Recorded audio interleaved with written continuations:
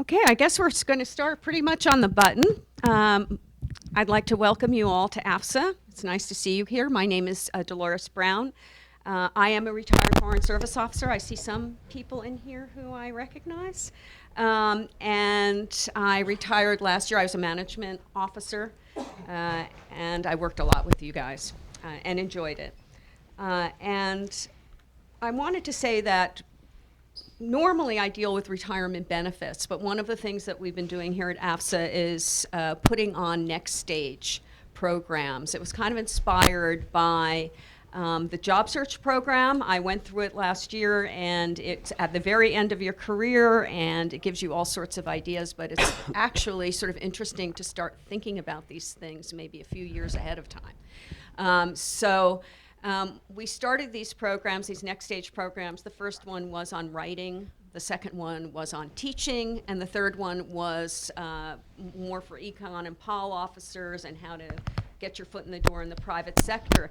And they seem to fill a need. So when I talked to John Rendero, big thanks to him, about possibly doing one for DS, because DS in particular, you retire earlier than FSOs, and I'm sure that many of you have second, third, even fourth careers as you go through your life. So I thought it might be interesting for you to hear firsthand from people who have made a successful transition after DSDM and how they did it, and so I hope that it's useful to you. I wanted to also thank former Assistant Secretary Greg Starr. He was on the AFSA board, and he helped me a lot in formulating the questions and giving me names for people to appear on the panel. So I wanted to just give him a shout out. The one thing I wanted to say, a few admin announcements. The restrooms are out these doors. You can go out in the back or in the side door, and to the, back here in this corridor. We're planning to have the panel for about 50 minutes, sort of uninterrupted. We're following certain protocols because we're taping this so that your colleagues out in the field can see it. So we'll have a moderated panel and get through that approximately 50 minutes, but then we'll have time for questions and answers, and I'd ask that you ask your questions in the microphone in the middle of the room so that when it is videotaped, people will be able to hear your questions when we do that. So I'd like to introduce our panel with no further ado, our distinguished panel, I might add. The first person, I mean, you guys all know each other, so perhaps this is redundant, but at any rate, I'd like to introduce Eric Antons. He is now the Vice President of Global Security for Hyatt Hotels. Prior to joining Hyatt, Eric was the Manager of International Security and Executive Service with Sempra Energy. He joined State as a special agent in 2004 and served in Panama and Argentina, and as the Assistant Regional Security Officer, and completed a variety of temporary duty assignments, including in Iraq and Liberia. So that is Eric. And then we have Glenn Gershman. He is the Vice President for Global Safety and Security for Laureate Education, which operates more than 150 campuses worldwide. I looked that up. I didn't know about Laureate. It's very interesting. And prior to joining Laureate in 2012, Glenn was a special agent with DS, serving in a variety of capacities, including on the Secretary's detail, in the Washington Field Office, in the Office of Professional Responsibility, and the regional security offices in Brussels, Beirut, and Islamabad. And then another of our panelists, I'm very happy to introduce Justine Sincavage. Justine is a senior security consultant at State and an accountability review board member. Previous to returning to State, Justine was the Assistant Chief Security Officer of Global Security Operations for GE, General Electric, between 2012 and 2017. Her positions at the Department of State included Office Director of the Office of Overseas Protection and a Deputy Assistant Secretary of DS's Office of Foreign Missions. And then finally, John Rendero. who joined International SOS Assistance in 2006 as vice president at Global Security and Intelligence, and transitioned to his current role as senior advisor to the same organization in 2019. Prior to joining SOS, John was DS's assistant director for international programs. Other positions he held in DS included director of intelligence and threat analysis, director of anti-terrorism assistance, and chief of the Office of Professional Responsibility. So there you are. Let's welcome them. Thank you very much for coming and spending time with us. So the first question, well, I think this was Greg Starr really wanted to emphasize this. He said the first thing you have to think about is how you are going to prepare for post-foreign service employment, and what kind of Greg really underscored this. What are the questions that you out there should be asking yourselves to determine the right employment path for the future? And then, so what are the kind of, I mean, Greg talked about the fact, do you really want to work full-time? Do you want to be in the private sector? What does it mean to be in the private sector? You know, how much of a departure do you want from what you're accustomed to in DS? And also, you know, what are the hurdles, or what are the most difficult things that you face during your first year, transitional year? So, I don't know who wants to speak to those questions first. I'll Okay, take John? a shot at it first, I guess. Basically, I mean, having gone through this 13 years ago, it's a memory now, but I've talked to a lot of retiring or departing DS agents over the years and tried to help them out as well. And I think, first of all, you gotta look at what your goals are. You know, how much do you want to work? Where do you want to work? Do you have geographic areas that you're limited to, that sort of thing? Are you looking at any particular type of work? Are investigations your thing, or overseas security, general security management? In that regard, I will say that most of the jobs that DS agents come into are usually fairly senior in an organization. It may not be the number one job, but they're often a deputy. And they tend to be general security jobs where you're expected to have a knowledge of the whole gamut of security operations and investigations and executive protection and so on. So once you get through that and decide what you want to do, I think the most important thing I would say is you just sharpen up your listening skills. You don't want to go out there with the attitude that I know all this and I'm going to show you how to do it, because each company has its own ethos, has its own way of operating and so on.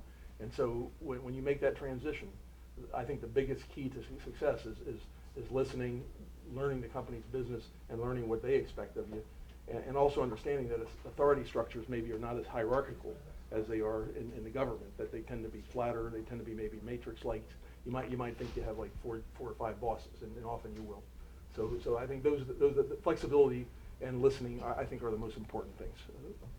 Yeah, I would definitely second everything that John said. I forgot to turn mine on. I don't know if you can hear me. But determining what it is that you want to do, understanding as much as you can the culture of the organization that you're going into. Believe it or not, coming out of the government is not always perceived as a positive in some cultures and some companies. That might get more and more trying in today's market. So that's something that, you know, was somewhat of a little bit of a shock to me, because I was dealing with people who had previously served in the government and were still not looking at that necessarily as coming out of the government. Being able to translate the work that you do in the government is something that you have to think about as you start going down that path.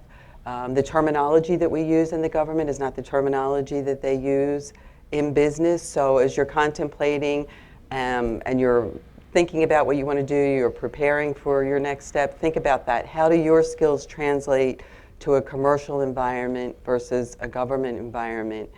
People will ask you, I think, a lot about the ability to work in a matrix environment, and I think you do that a lot, especially in the overseas environment. You're working at the country team level, you're working in the executive action committee.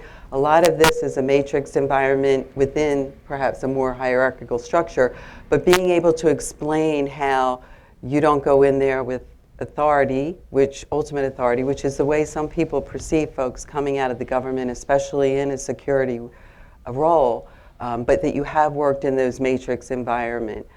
understanding the culture, though, as much as to the extent that you can, I think is absolutely, absolutely critical.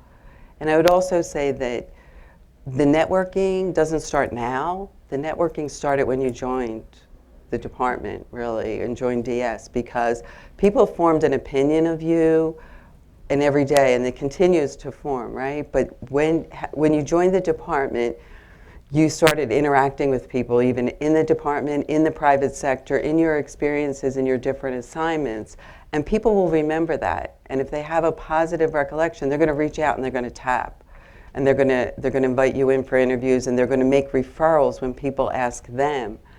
So your networking really started when you joined, and it continued. If you're still spending time in, just remember that and continue to do that networking, and the experiences that you have with individuals do carry forward. One of the comments that Justine made kind of cuts across almost all the speakers in all of the different next stage programs we did, and that is that sometimes when we're in government, and we've been here for a long time, we kind of forget that other people aren't going to really understand what we do, and that it's really important to kind of move forward and not just say, well, I was the management counselor, or I was the RSO, or I was the DCM.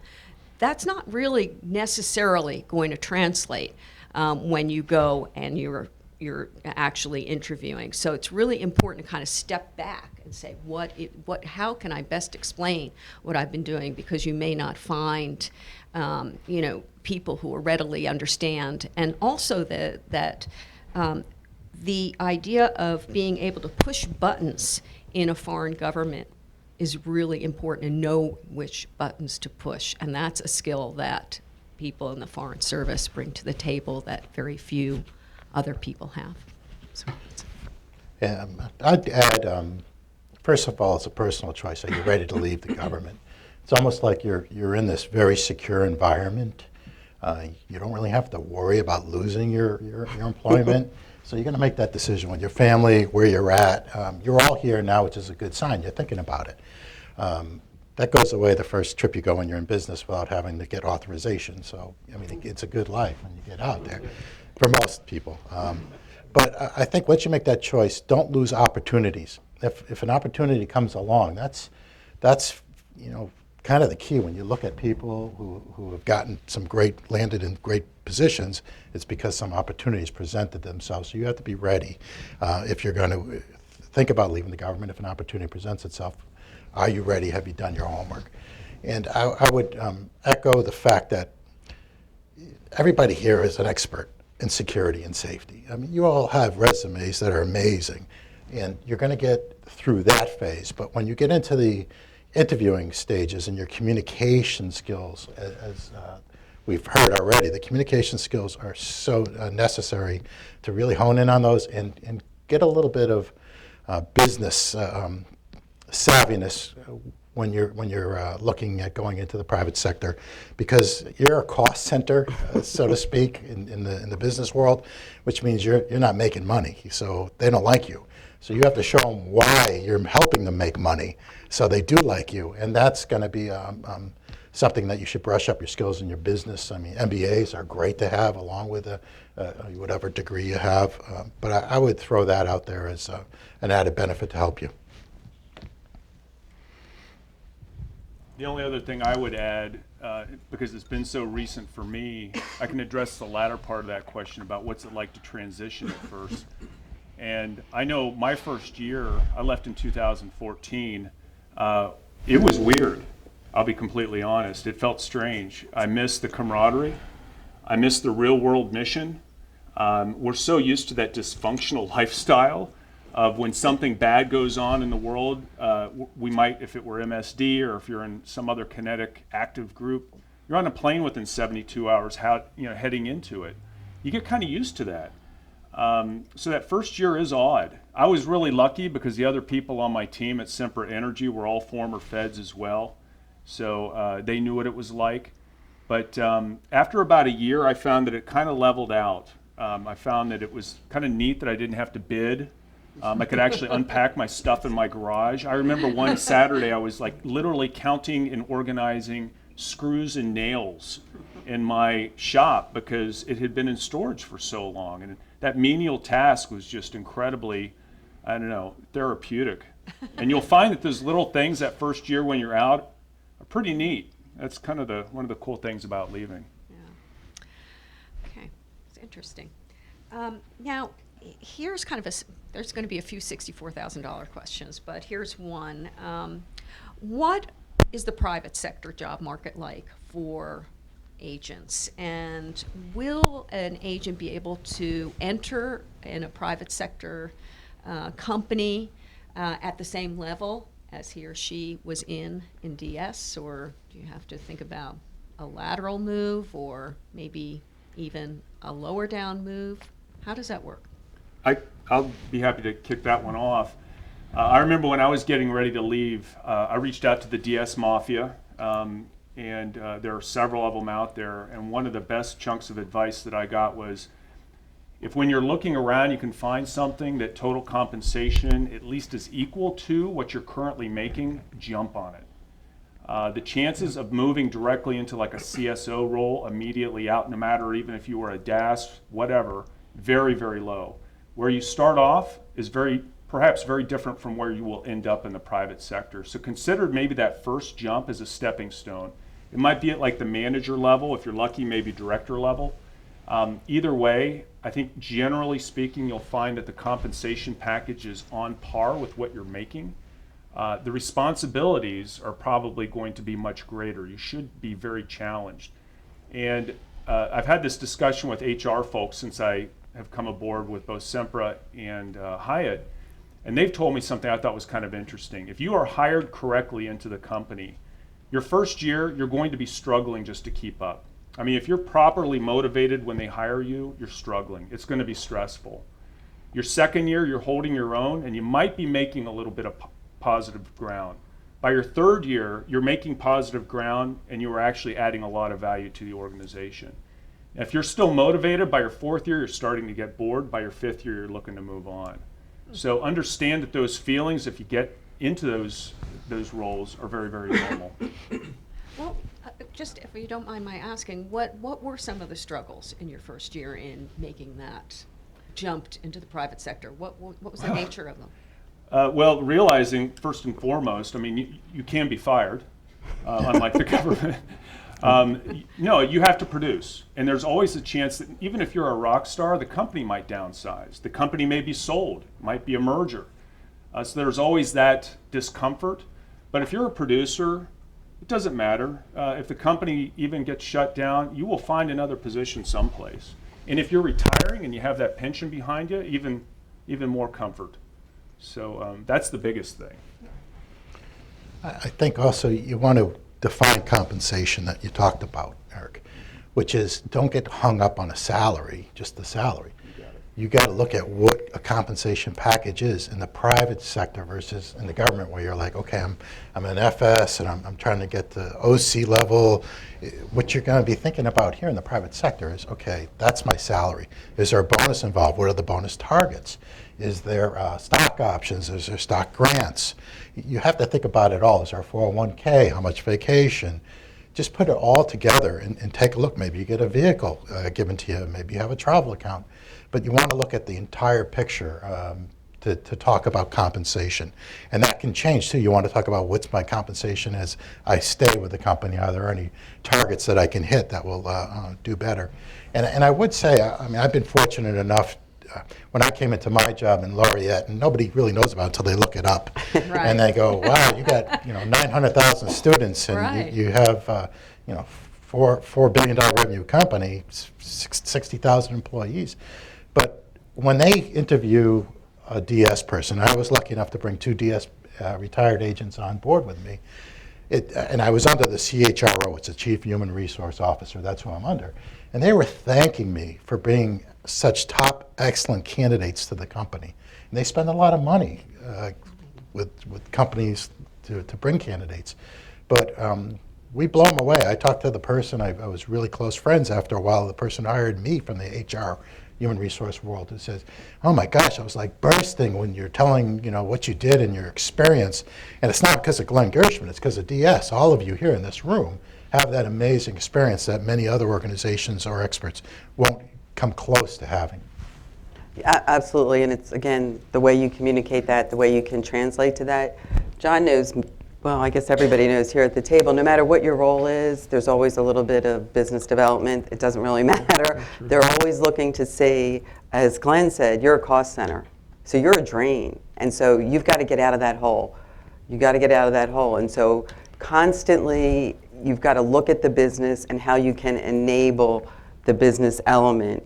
So with regard to, got off track there, but with regard to the salary and everything, you know, whether you're going with a small company or a business or a large company, I'll tell you, I was very fortunate, and I'm not sure I made the right decision. I thought, go large, you can always go small. You can always go to a smaller company.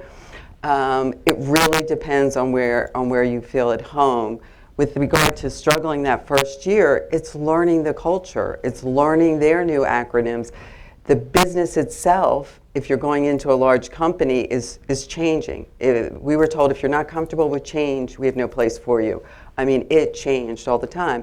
6 months on the job, someone said to me, oh, they forgot to tell you when they hired you, there's 6 jobs for everyone. So when you talk about, you know, expected to produce, you're expected to produce. It's not effort, it's output. It's that constant output. What have you done for me 10 minutes ago? What have you done? Not what have you done for me yesterday? So there is a pace that is can be quite very fast moving. As we all know, security touches all elements of a business. In some places, it's a business that may not recognize, and so you have to help them recognize how you can bring value to that bottom line by drawing you in earlier, or it's an established business where they may recognize that, and so they're constantly coming after you to be a part of it. Also, in many companies, I think as Anton, Eric was saying over here, is we have this brotherhood, this family. Sometimes it's dysfunctional in DS, sometimes it's not, but you don't necessarily have that. The companies run very, very lean, especially in security, because you're a cost center.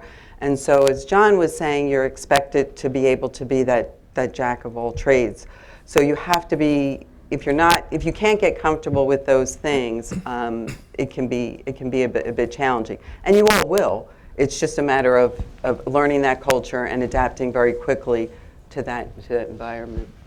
Agreed. And I think one of the other things I'd add is I second the notion that you can't really expect to necessarily go out there and be the chief security officer at a company. You might have to start at a lower level.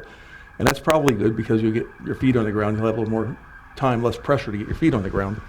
And one thing I've noticed in the last 5-10 years, I don't know if you all have noticed this as well, but it seems to me that companies are even more and more looking for people in these roles that actually have some corporate experience, especially if it's business development. You might have the most sparkling resume in the government, but they may go with someone who has a corporate experience, but that shouldn't slow you down, and you start at a number 2 or number 3 role and you move up. So that's very important. But one thing I think I would stress, and DS agents are DS personnel are a proven commodity out there in the private sector. If you look at ISMA, the International Security Management Association, and I've been a member of that for over 10 years, and I'm a life member now. And that's the association of chief security officers of billion-dollar-plus companies. They're the only ones that are eligible to be members. And there are a lot of DS agents, former agents, who are in that organization right now. So the skills are recognized, and I think that comes from the fact, and this is something you can stress in an interview. Maybe other agencies, maybe you concentrate on investigations, maybe investigative protection, or investigations rather, executive protection. DS people do everything. We're probably the only ones that actually run large security programs, both domestically and overseas. So that's a tremendous advantage that you can use to your benefit in interviewing for any kind of a job in security. Well, that actually touches on the next question that I wanted to ask, and that is, what sets DS personnel apart from other law enforcement people you might be competing for the same jobs? Yeah. What kind of skills and how to describe them? Right. Well, I'll start this time. Everybody in this room, I mean, the experience you have dealing with an ambassador, dealing with a country team, is similar to dealing with a CEO and the C-suite, where all the executives sit.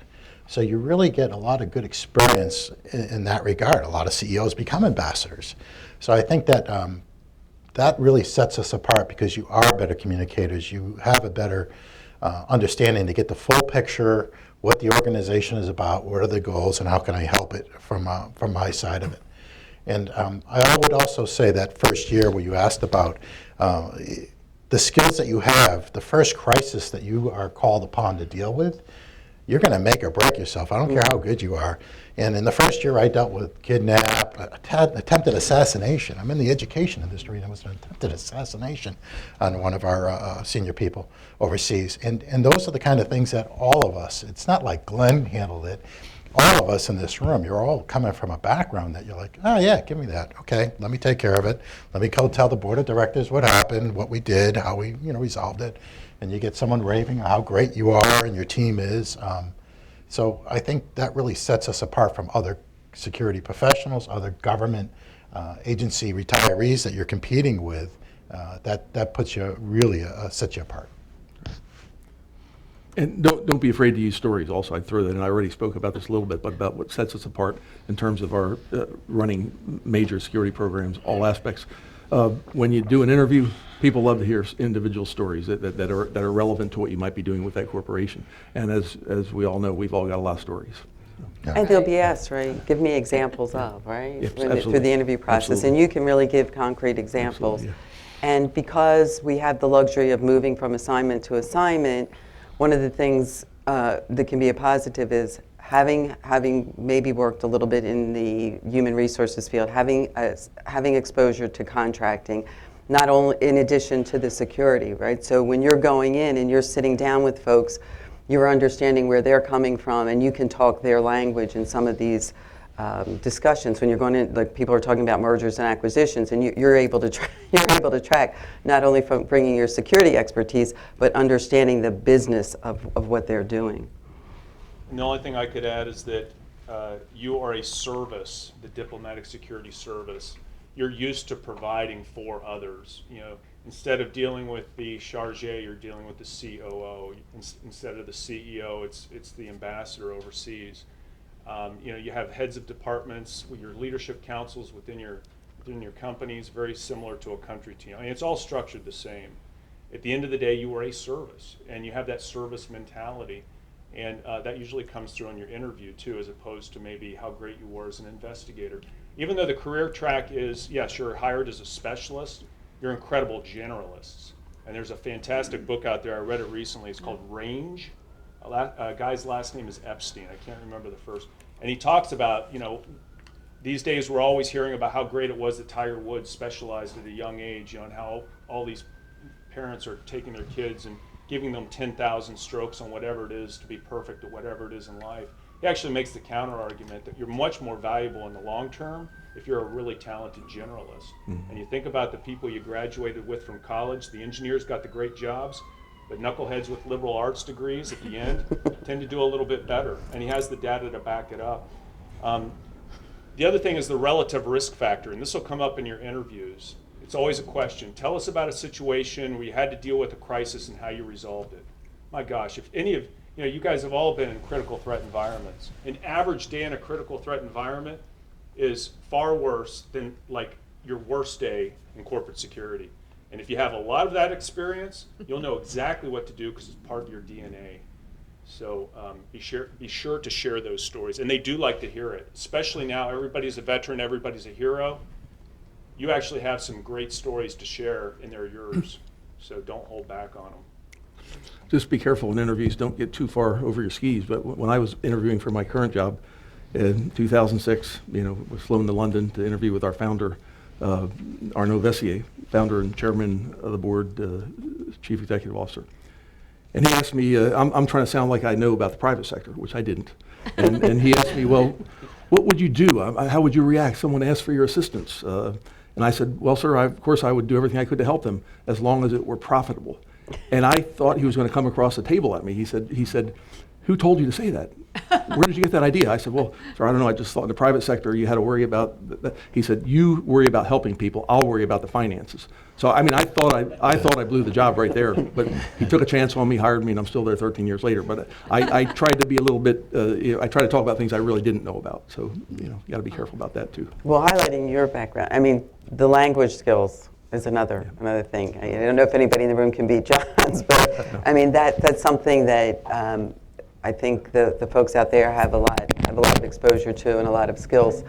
Your ability to converse in an international company in a variety of languages will go a long way. I joined a company that had an international, very large international footprint, and it was as if in some ways I didn't leave the State Department because my colleagues to the right were Egyptians, I had Norwegians, it was all there, it was international. So in that way it was very, very comfortable. And I found like that was the part that made me feel at home. But if you're acquiring language skills in the government, certainly highlight those.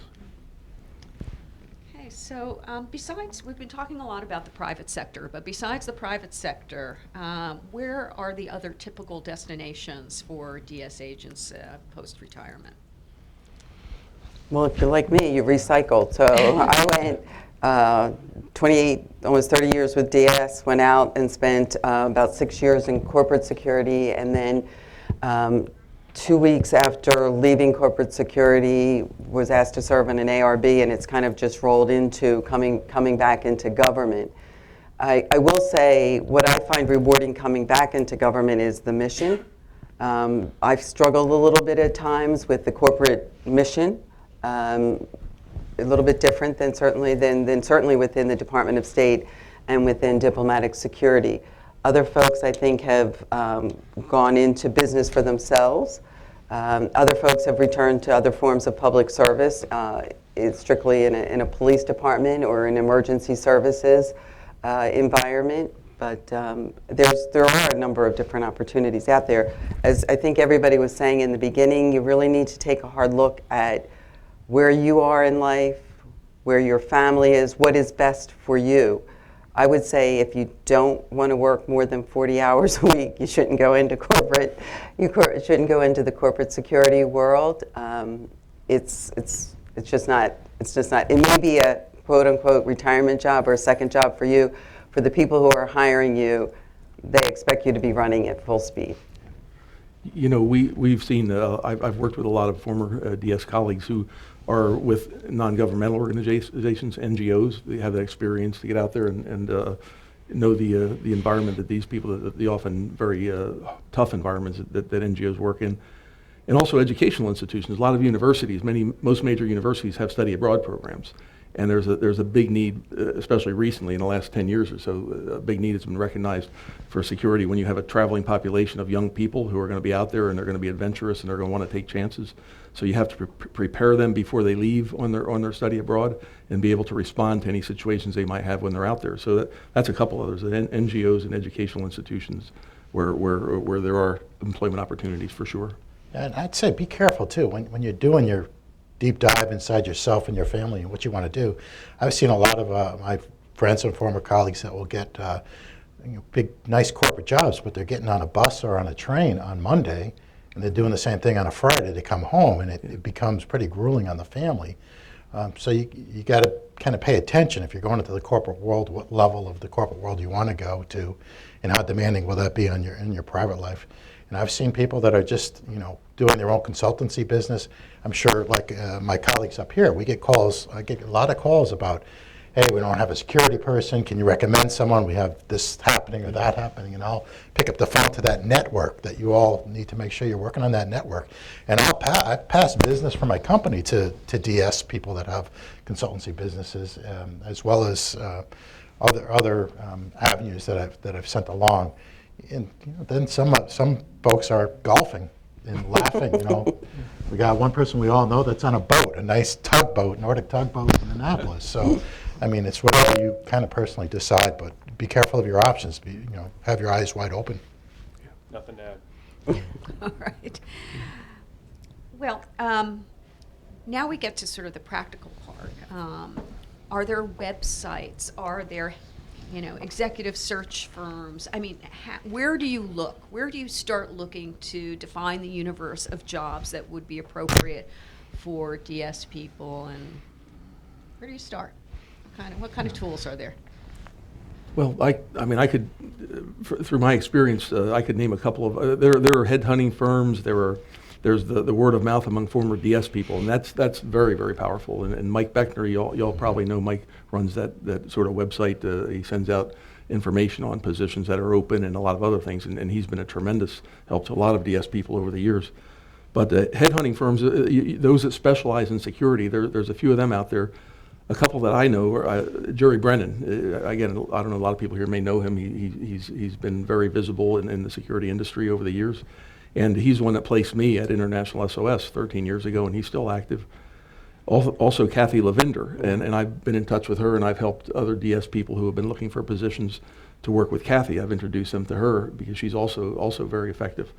But again, really don't underestimate the power of that DS alumni network. If you know DS agents who are out there, former DS people who are out there in corporate security roles or any roles, if they may belong to organizations like ISMA, ACIS, of course AFSA has outreach programs where they can assist people with employment opportunities. Use all of those, but any contacts you have, stay in touch with them and do everything you can to make sure that you're maximizing the value of your personal contacts out in the private sector. Yeah, once you get to know a headhunter, even if you're not looking, they'll call. They'll call and say, Right. Yes. I'm trying to place. Yeah. Do you got? They're always looking for good people, and so they'll seek recommendations Right. from folks. Yeah, a lot of times people don't really understand our world. They don't really get the level of professionalism that we are at. The HR departments will be going through things like LinkedIn and looking at what you have on LinkedIn. That would probably be something from the normal way of looking for a job in the corporate world. A lot of the HR folks will be going through that. I think the network is where you're going to get the key jobs, no doubt. And the Becknograms that come out, if you're not on it, get on it. And all the organizations, but that word of mouth, because we'll get calls, I'm sure everybody here too, about, hey, do you know anyone? We're looking for someone for this area or this region. So let people know, however you can and feel comfortable about it, that you're starting to look your resumes together. And when people are hiring and they see names on lists and they see, this person's from the Department of State or this person's from the Bureau or something, and they know somebody in that organization or from that organization, they're gonna do that informal. Yeah, Kathy's group, for what it's worth, it's called the Security and Investigative Placement Consultants. Jerry Brennan's group is called Security Management Resources. Mike Beckner's email is MikeWBeckner, BECKNER @gmail.com. So send him a note, tell him who you are and why you're contacting him. Kathy, when I was getting ready to leave, she's kind of tied in with ASIS. Jerry tends to be tied in with ISMA a little bit more. All the time in the world for Kathy, because she spent about 45 minutes on the phone with me before I was ready to leave, about a year out. And I just asked her some very basic questions. And both of them independently told me, and I don't think this was just log rolling either, that we are the most marketable folks out there for what we do. And they went into detail about many of the things that we set up here. I don't think they were just yanking my chain either. I mean, they said, look, we place a lot of people. You guys are the best for what you do globally in particular. So that was great confirmation for me. The other neat thing is Beckner's site is now getting a lot of the ISMA listings through OSAC. So ISMA is sort of like that golden parachute, that golden ticket that you're always looking for. Those listings tend to be the hottest because they come from the CSOs themselves usually. Now OSAC is getting those and they're relaying them on to Beckner. So that's a great site right now. It's just a list he puts out. And ISMA's the higher end. It's mainly the CSOs, the top jobs. Yeah, Kathy tends to have like manager level, maybe director level. Jerry tends to have like director level, some management, but also a lot of CSO level stuff. So that's kind of where they are in the pecking order. And don't overlook OSAC. I mean, we don't mean to overlook that. We've been, I know I've been very, very active in OSAC ever since I left the State Department, and before that, of course, was as well. But OSAC events, OSAC, they'll send out some job listings and so on and so forth. But the OSAC events, like, of course, the annual briefing is a big one, where you have a lot of people from the private sector here. But even regional events and other, more specialized events like educational events. I went to one in Arizona, in Tucson, Arizona, earlier this year, on specializing in the educational segment. But you go to them and you'll meet people that are in the private sector that are working in those areas. So OSAC is an extremely valuable organization for people both within the State Department and outside the State Department in the private sector. And also, people like us, when we're traveling around the globe, we like to check in with the RSO office. Yeah. I'm usually, about 80% of the time, if I can, I try to meet with the RSOs, and that's a good time, too, for you to pick our brains. And it is. It turns into, I'll pick your brains about, hey, we have this business here, how's it looking, all the things that we're going to talk about. But in turn, it's going to be, what's the private sector like? What'd you have to do? How'd you get in? So there's an opportunity, too. If you're an RSO, if you're dealing with a private sector person, hey, open up that dialogue and continue with that network and information building. Yeah, your OSAC councils, your regional councils, you're exposing yourself to lots of folks who, hopefully they'll remember you positively based on your interaction with them. And when they're looking for someone, you'll pop into their minds. You might even get a steak dinner out of it. Maybe a challenge coin. So I have one last question before we'll open for questions and answers, and that is kind of what is the texture of your job like? What are your daily duties, and how does that differ from what you did at State? And do you have any feelings about it being the level of satisfaction that you get in your current jobs as opposed to what you did at State? I asked that question because in some of the other Next Stage panels, people did talk about the pros and cons, and that one of the things that people said is that they missed being in the policy arena, or they missed being part of a small team. They didn't miss moving every 3 years, but just kind of, if you have any remarks about that, I think it might be helpful. You can go. I think that getting the satisfaction of, I was lucky enough, I came in and I built a role, so I built a team, and keeping the team motivated and giving them the tools so they can do the job they need to do, that's probably the most gratifying gratification I get. And when we deal with we track about 2,000 incidents a year, and even today we had coming here, and I'm getting calls. We had an attempted suicide of a college student on one of our campuses overseas.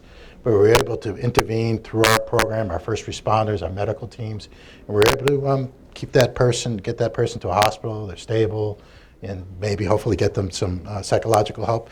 But that's a good day for me when the program actually works and there's results. I think you're going to have to be prepared to, if you're at the top level job, your phone's always available to the C-suite and senior folks. When they have a crisis, if it's personal or at work, they're going to call you. That's also gratifying that they actually put the trust in you when they have it. Even to the fact I've had a CEO leave the company, he still reaches out to me to help him. And you're like, Doug, you're almost a billionaire. Can you get a security person? And we have those kind of conversations. But I think that's where I find the gratification is you're making a difference in a positive way. And if you're not enjoying it, you don't want just the paycheck. You want to have some enjoyment too, and feel you're useful. I mean, I can say my job is probably a little bit unusual in terms of the average chief security officer or vice president for global security and so on. In my job over the years, it's been more outward focused than inward focused. So, not so much worried about security within the company, although that's part of it. But we have a huge client base, of course, and basically, the thing I really have enjoyed about the most is not just being able to help people, be able to keep your pulse on what's going on overseas and crisis situations and helping clients out, but also working with former colleagues from DS who are in roles at different organizations, and then making new friends. They may be from other agencies, they may be people who came up in the industry. But I've got to meet a lot of people who are top security officers at various corporations, universities, NGOs, and work with them. So I've really, really enjoyed that part of my job. Yeah, I would say the I think the point that I enjoyed, I mentioned before, was that it was an international company, and so 4,000 sites, 400,000 people, 183 countries. It felt like being in the department.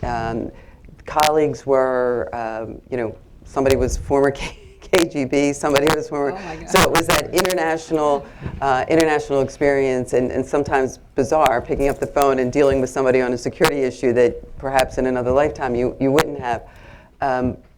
But dealing with that international population and over that number of sites and with that many people, the variety of security incidents, security, and it's like everything else, right? Human resources too, but whether it be workplace violence or intellectual property theft or a facilities issue, developing emergency notification systems for that many people. So just the variety of things that you have to do when over the span of a company, learning about different businesses, whether it be an aviation business, or renewable energy, whether it be lighting and appliances or power.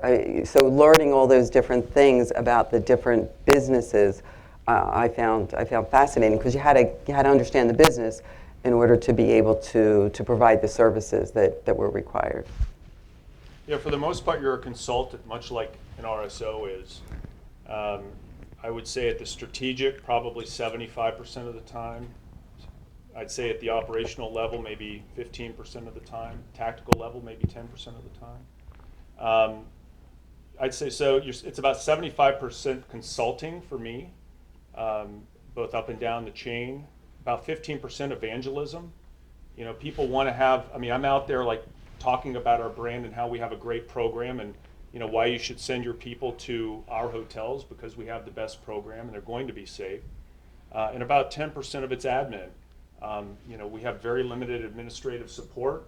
If you're going to be leaning forward and constantly building the program, it comes from you. And that, whether it's putting together a security conference or just any kind of a new initiative, starts here, and you have to just be able to sell it, get the funds together to make it happen, and then actually physically make it happen. All right, just one last question. Is there anything critical that I haven't asked or haven't elicited that you'd like to impart before we open up for questions? Anything we've missed? I would just touch on the point that John said, where there is I think I started to see a trend in the last couple of years where people are looking for someone who has corporate experience. Right. So, John and others have given you a couple of really great references, and it's really being able to translate your government experience into something that they can understand. Because you certainly can do the job, and it's getting them to understand that you can do the job. So I think that's critically important in making sure that you're speaking their language in your resume and when you're interviewing for these positions. Absolutely. When I retired again 13 years ago, when it became an ISMA member, and the vast majority of ISMA members were former FBI Secret Service, DS, a few from other agencies, but that's still, they still probably predominate, but less and less, I think. And you'll find more and more people who are senior chief security officers at companies who came up through the ranks, and they learn the business. So I think, again, I would just stress that point. I think it's very, very important that when you go out there, everyone will know that you have a great security background after having been a DS agent, in some DS role for years. But if you can do everything possible to learn, as we said earlier, learn the business lingo, maybe picking up an MBA or just reading some stuff about business terminology and the way companies work and so on, that'll set you apart probably from even the security people you're competing against. And it's just very important. Corporations want to feel like they're, even though it's just a cost center, people say, nowadays everybody's in sales. And so you've got to understand what your company does. You've got to be able to articulate that, and you've got to be an advocate for your company and what it does. And that is so important. If you can couple that with your security knowledge, you're going to go a long ways. We always talk about the MSGs being the ambassadors for the Well, that's what you have to be. You have to be an ambassador for the company. You have to be like everybody else with the brand.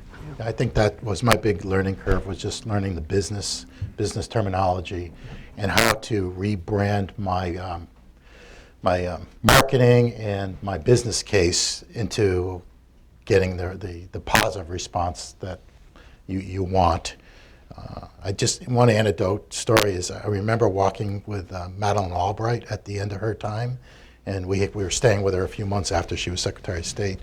And we were walking down Georgetown like she usually does, and she said, Glenn, I didn't realize, by then she was talking to Henry Kissinger about security detail. She was trying to figure out what to do about security. She goes, Glenn, I didn't realize you guys are the most marketable folks in the department for the afterlife. And I just grinned at her. I said, we do, ma'am. And it's true. Don't underestimate your value to a company and your expertise. Yeah. Totally agree. I think it comes down to the fundamentals. You just have to always focus on those. Number one, make sure you have a strong resume. Don't do what I did and apply to about 50 positions, and then after every one, wonder why you're not getting calls back, and always wondering, is it because I had a bad resume? Get with a good company. Career Perfect was a company that was recommended to me for about $350. They'll look over your resume, help you write it. Heck, I even had a journalism degree, and I thought I could write well. At least you have the peace of mind knowing that you have the right buzzwords, the right key phrases, you're presenting it correctly, and then you start there. You can wipe that off the back of your mind and your concerns, and then move forward. Also, just apply. If you think that position looks maybe even 75% on the scale of 1 to 100% perfect, if it's even mildly interesting, go ahead and apply, because it's about the process. I would say for every 5 applications I made, I maybe got an email back from one of them. And of those 5 maybe emails back, I actually got a phone interview with the HR person, like that screening interview. Be ready for rejection, and that's part of the process. It's learning about the business in advance so you can actually answer questions about the company. You'll develop interview skills over the phone at first, and hopefully face-to-face as a result. You're going to learn patience, and you're going to learn rejection, which is great too. It'll keep you humble. So that's all I really wanted to do. And I would just say, what you're talking about is talk about output, right? They don't really care about your effort. It's always the output. What does that output measure? What did you accomplish? One more thing to keep in mind too, probably. We've talked about security skills, we've talked about business skills and financial savvy and so on and so forth. But corporations over the last 10, 15 years certainly have looked more and more toward the corporate social responsibility aspect of what they do and duty of care to their employees, travelers, and so on and so forth. So you might want to work that in at some point, because it's ethical. It's part of the ethos of many of pretty much all successful major corporations now, and it's good business besides. So duty of care, the responsibility that you have to your people, and the responsibility the corporation has to be a good global citizen. That's also become, I think, more and more important in the last 10 years especially. I have 150 people, including my CEO, in Baltimore City right now, working on an elementary school that I'm not there with today. So hopefully everything goes good. Well, thank you. Thank you, John, Justine, Glenn, Eric. I think this was very useful. Thank you. My honor. Thank you. Our pleasure.